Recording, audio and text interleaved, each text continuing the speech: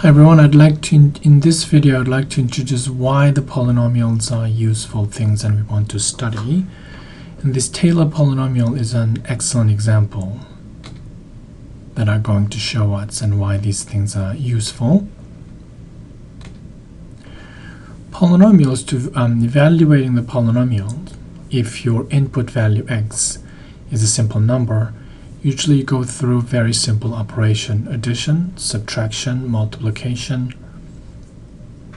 things like that. But there are functions that are very difficult to compute, like a trigonometric or exponential and some other logarithm. Those are called the transcendental functions. So we can't easily compute that, but polynomial we can. So the idea is that can we approximate those values using, or those functions using this Taylor polynomials. Those polynomials, one of those polynomials are called Taylor polynomials. Usually these are introduced using the methods of calculus, but this will be slightly different introduction, so that you don't need any of those fancy calculus technique, but you will still understand what those are very clearly, and then might have a motivation to study more of the polynomials and the calculus technique, and that'll allow us to compute this more efficiently and systematically. Like I said before, it is about approximating difficult function. So I created this function that I couldn't even state in a one line. So I first created this hx, which is this transcendental function with a sign in it, and then compose it further into this rational function. So if you replace all these h's here with this one, that will be the full function. So this will be a transcendental function. We would like to kind of approximate these things using polynomials, which are a lot simpler. Alright, I used computer software to sketch the graph of this function. It became that complicated because I wanted to create a lot of up and down that usually the trigonometric functions are the best function. So this following part I'd like to explain is very, very important of what kind of approximation we do. We say this local approximation. So you see the overall global shape of the functions, but our goal at the moment is that we'd like to approximate the shape of this function in here that we see around this particular point x equals 1. The method that I'm about to introduce still holds. If you go over here, if you want to approximate that shape, then you have to focus on that. So the polynomial that we're going to create is going to be the one that approximates the shapes just around x equals 1 in here. And there are different methods of approximating this transcendental function using the polynomials, but not just focus on one point in here, but overall on the shape in here. That will be a different approach. Those are usually introduced in the linear algebra courses. So one of the important notions about polynomials is this degrees of a polynomials. As we increase the degrees, sorry about that typo, is supposed to be degrees, the degrees of a polynomial. They're supposed to be, if they get larger, and we will have more of an up and down available, so we'll be able to approximate the shape of this function much better with the higher degrees of the polynomial. So we're going to look at small degree polynomials, that what we can do with those to approximate the shape around this point, and then we can increase the degree. So here's an example of degree 1, that's the notation, degree of a polynomial 1. Then they all look like this. There's x to the first and there's a constant term. So there's two unknowns to decide. Every degree 1 polynomial looks like this. All we can do with changing this number and that number and try to make the shape as close as possible. So there are two unknowns, and what we can do is that we play with the 2 points on the plane to determine this point. That makes perfect sense. 2 points and 2 unknowns. And if you think about a number of variables, a number of conditions, this makes perfect sense. So I want you to, at the moment, forget about this green line. There's one line is passing through there. I want to focus on this blue line in there. That's the point x equals 1, and this orange shape is the transcendental function. So that's of course the point we're interested in. Why don't we include that information? And it is an exaggerated example of neighborhood points. Neighborhood points are more somewhere here, but it's just to make the picture more distinguishable, I put it up there. So these are the 2 points. So think about it. There are 2 points, and you can use those 2 points to determine these 2 coefficients. That 2 coefficient, with that 2 coefficient, and that blue line will be the graph of this degree 1 functions.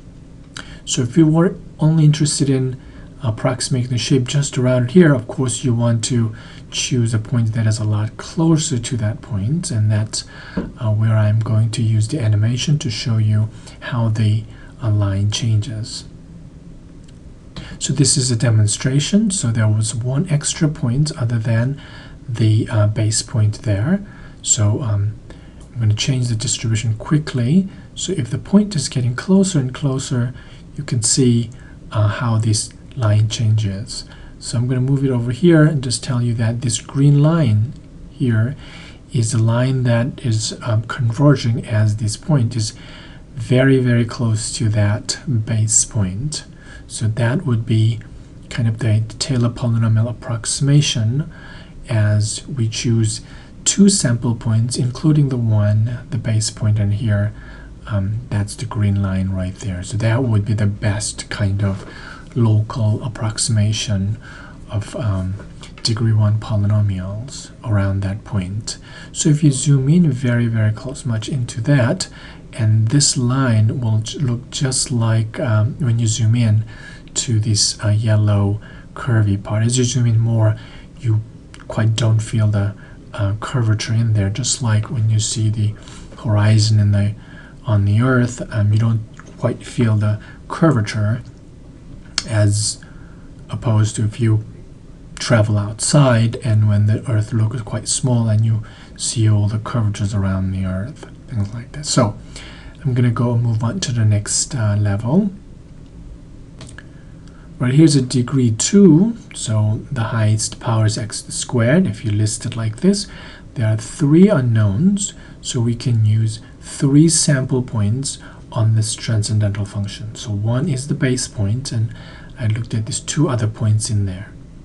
So using these 3 points and solve a system of linear equations to determine what those a0, a1, and a2 are. Then if you sketch that quadratic function, it's going to be this function in here. This green one is again when these 2 points, just fixing this one, 2 points are very, very close to this base point in here, is almost hitting each other. And what happened to the shape of this quadratic function? It has nice converging behavior, and that is the convergent quadratic function. So that is called a tailored polynomial of degree 2 at that point in there. So as opposed to the line we had before, this quadratic polynomial is even closer to the shape of this transcendental function as you zoom in a little bit into the x equals 1. So here is the animation. So here is the base point and 2 other points in there. As I change those points a lot closer to those base points in there, as you can see, that quadratic function is almost becoming that green one right there. So that is behavior as we put those 3 points very, very arbitrarily close to point x equals 1. Of course, the way that the 3 points are distributed around x equals 1 can be arbitrary, and I'm using only one-dimensional variety of those distribution, but the theory is that doesn't matter as long as they are close enough each other, and there will be a converging to the unique and common quadratic function. Right, here's a degree 3 that goes the same. If you list a degree 3 polynomial, there are 4 unknowns, so we use this 4 points and 4 system of 4 linear equations to determine these coefficients, and this is exaggerated distribution of a sample point we want around that base point, and the green one here is this cubic polynomial as we put those points all together and very close to around that base point. And here's the animation. Alright, so on these 3 points around the base point, and as you put those points together, and as you can see, that typical cubic curve showing up like this. That's very, very nice. And as you put them even closer, and you can see that blue cubic curve is converging to the green one that is in there around x equals 1.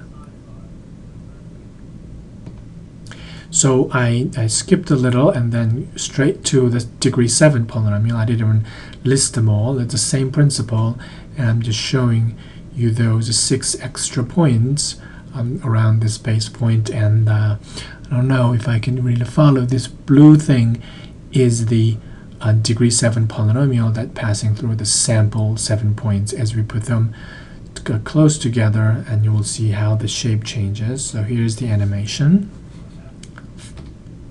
So at this level of this animation, it begins to work slowly, so I'm just going to do this slowly. So that's a little bit more points and gather around here. That's the shape. The green one again is the eventual, the converging degree 7 polynomial. As you can see, something that is widely different around this point in here. So around x equals 1, about that point, the approximation is very good, but it dramatically changes around this point, 0.6 and 1.4, somewhere around there. So I'm going to go a little bit more, and that is the blue one is still not quite the same as the green one there. It's interesting that this approximation seems even better at this stage before this all 7 points put them together. So that's the a little more closer together. It's very interesting. There's no calculus business. It is simply just a few more data thrown in there, and it shows you the secret polynomial called the Taylor polynomial. This mathematical file, or CDF file, this is just the animation part, is available in Wolfram demonstration project under this title, Taylor Polynomials Approximated by Interpolations. Thank you.